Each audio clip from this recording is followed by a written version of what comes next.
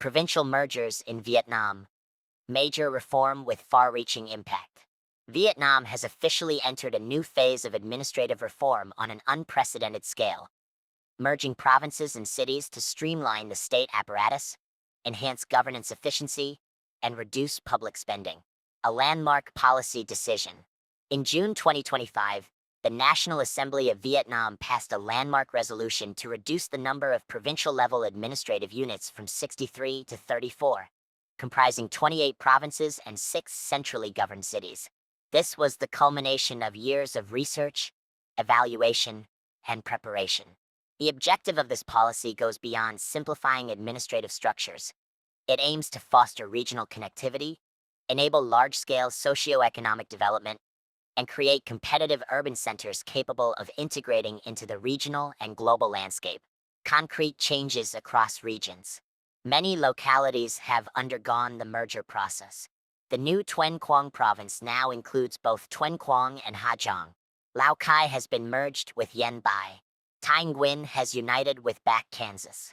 In the south, Cano City has expanded by merging with Hào Giang and Soc Trang, while Da Nang has integrated with Quang Nam to form a major administrative and economic hub in central Vietnam.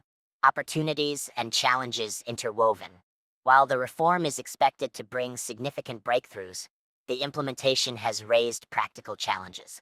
Changes in administrative boundaries have caused confusion among residents when accessing public services. Personnel redundancy due to overlapping functions, cultural differences between merged provinces, and underdeveloped infrastructure are pressing concerns affecting management and operational efficiency. Finding a path forward. Experts suggest that to maximize the benefits of this reform, several measures are essential. A transparent communication to ensure public consensus.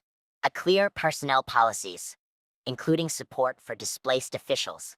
A strategic investment in transportation and digital infrastructure. A public consultation on naming and administrative centers to ensure cultural inclusivity and representation. A challenge and an opportunity. Provincial mergers are more than redrawing administrative maps. They represent a deep restructuring of how the state apparatus is organized and functions. If managed effectively, this reform could be a powerful catalyst for Vietnam's transition to a more efficient, modern, and sustainable governance model. Vietnam's journey of administrative reform is ongoing, and the provincial merger is one of its opening chapters.